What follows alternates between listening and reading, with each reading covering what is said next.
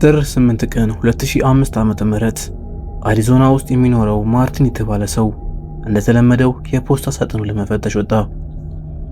ነገር ግን በሳጥኑ ውስጥ ያገኘው ነገር ህይወቱን እንደሚቀይረው አላወቅም ነበር። በውስጡ አንድ የቪዲዮ ካሴት ያለበት ጥቅል አገኘ።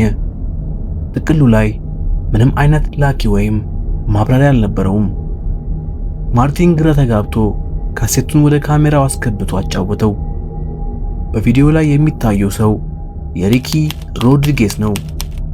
ሪኪ በቪዲዮ ላይ እጅግ ዘግናኝ የሆኑ ነገሮችን ሲናገር ይታያል። እኔ በእነዚህ የማሰቃያ ዘዴዎች አልሰለጠንኩም፣ ነገር ግን ባለኝ ነገር መጠቀም አለብኝ ይላል። ሪኪ በቪዲዮ ላይ የተለያዩ መሳሪያዎችን ያሳያል። በጨርቅ የተጠቀለለ ድሪል፣ ድምፁ እንዳይሰማ ተደርጎ የተዘጋጀ አፍ ማፈኛ ሶክሶች፣ ቴፖች እና ሶልደሪንግ ይዞ ይታያል።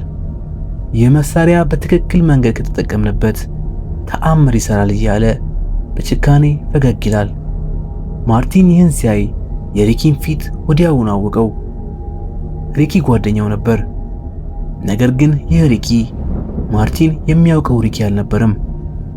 ሪኪ የእግዚአብሔር ልጆች በሚባል አደገኛ የሃይማኖት ቡድን ውስጥ ነው ያደገው። ይህ ቡድን ሕፃናትን በአሰቃቂ ሁኔታ የሚያሰቃይና የሚያስነውር ቡድን ነበር። ሪኪ በቡድኑ መሪ በዴቪድ በርግ ከፍተኛ በደል ደርሶበታል። ዴቪድ ሪክን መሲህ እንደሆነ ቢነግረውም ከጀርባ ግን ሕይወቱን ገሃነም አድርጎበታል።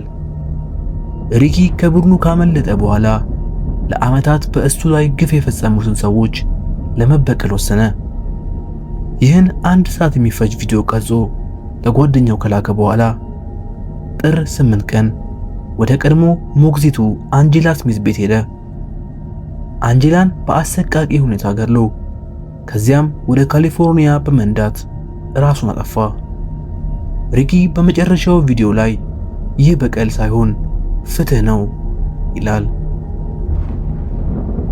ጥቅምት 4 ቀን 2006 ዓ.ም በካናዳ ኦንታሪዮ ግዛት ንጋት ላይ ፖሊስ ጣቢያ አንድ ስልክ ተደወለ። በስልኩ ማዶ ያለችው ሴት ድምጿ በጣም ቀዝቃዛና የተረጋጋ ነበር። ልጆቼ ሞተዋል አለች። ፖሊሶች ምን አጋጠመሽ? የት ነው ያለሽው? ብለው ሲጠይቋት አላውቅም፣ ትዝ አይለኝም ስትል መለሰች። ፖሊሶች ወዲያውኑ ወደ ቦታው ሄደው አፓርትመንቷን ሲከፍቱ የ31 ዓመቷን ፍራንሲስ ኢሌን አገኟት። ፖሊሶች ስለ ልጆቿ ሲጠይቋት አዎ ሞተዋል፣ አልጋ ላይ ናቸው አለች።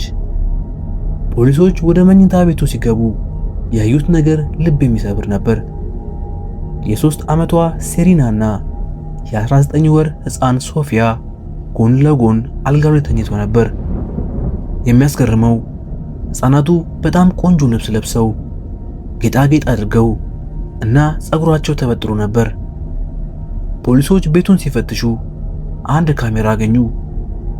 በካሜራው ላይ መጀመሪያ የሚታየው ሕፃናቱ በደስታ የልደት በዓላትን ሲያከብሩ ነው። ነገር ግን ቪዲዮ እየቀጠለ ሲሄድ የፍራንሲስ ባህሪ ይቀየራል። ካሜራውን ይዛ ቤቱ የቆሸሸና የማይኖርበት መሆኑን ለባሏ ለሊዮናርዶ ትናገራለች።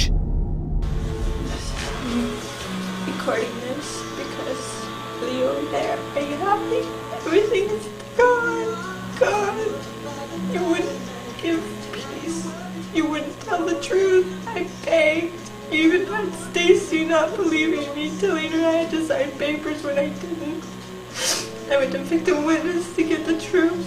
Trying, begging everyone the truth. How you beat me for 3 years behind closed doors. Beat me when I was pregnant with Serena and Sophia. You didn't care about our babies. You didn't care about me. You care about yourself.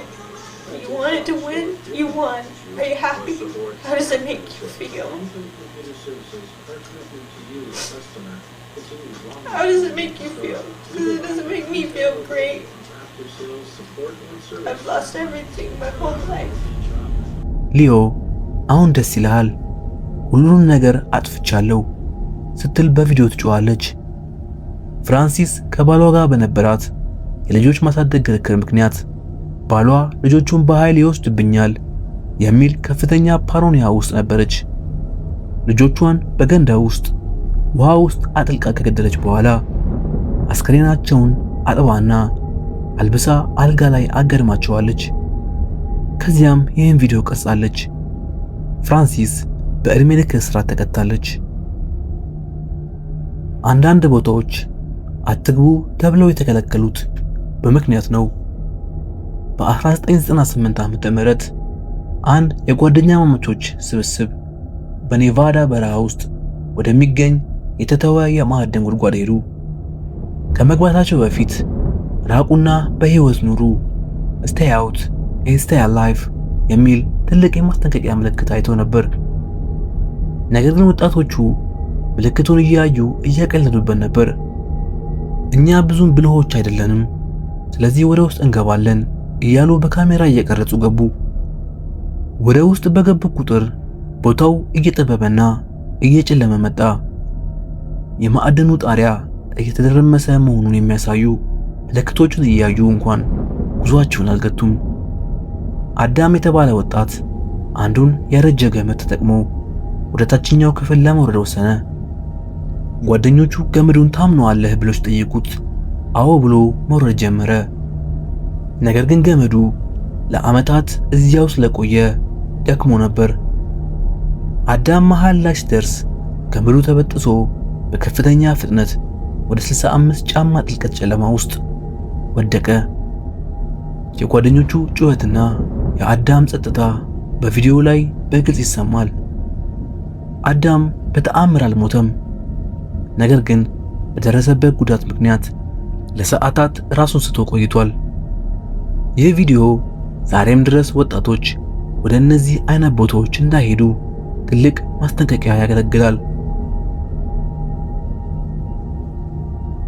የካቲት 25 ቀን 2022 ዓ.ም በትሪዳድ እና ቶቤጎ የሚገኘው የፓሪያ ነዳጅ ኩባንያ 5 ባለሙያ ዋናተኞችን ቀጠረ።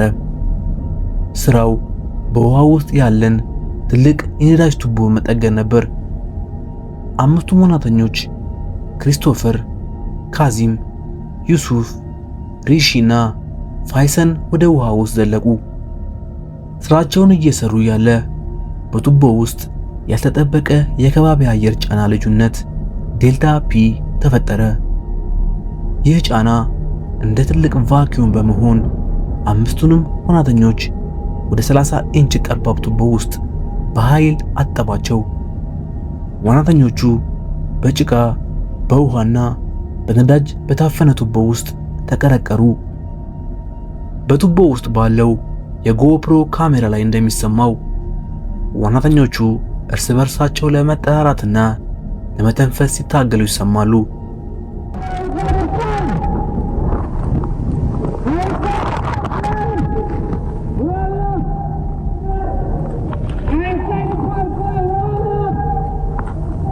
ቱቦ ውስጥ ነን፣ መስማት ትችላላችሁ እያሉ ይጮኻሉ። ክሪስቶፈር ብራድም የተባለ ዋናተኛ በቱቦ ውስጥ ለሰዓታት እየታገለ በጭቃ እየታፈነ ወደ ቱቦ ጫፍ መድረስ ቻለና በተአምር አመለጠ።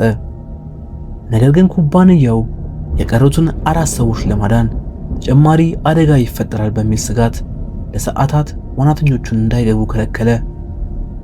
4ቱ ዋናተኞች በዚያ ጠባብ ቱቦ ውስጥ ለቀናት በአየር ታፍነው ሕይወታቸው አልፏል።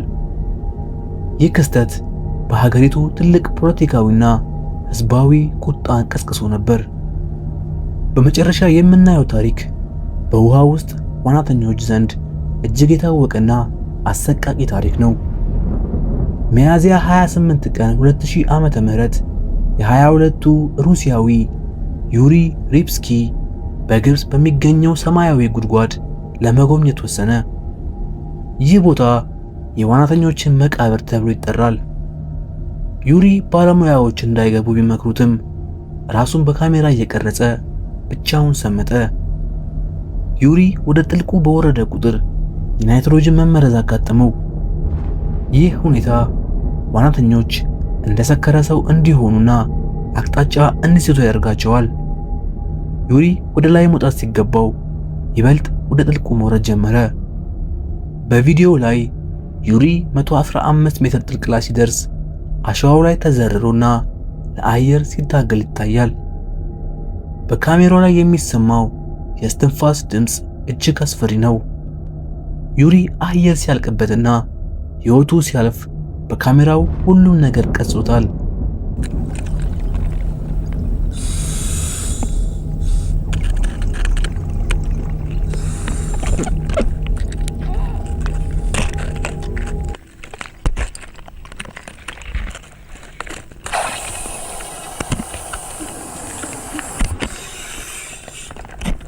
አስከሬኑ በሚቀጥለው ቀን ሲገኝ ካሜራው አሁንም ግንባሩ ላይ እንደታሰረ ነበር።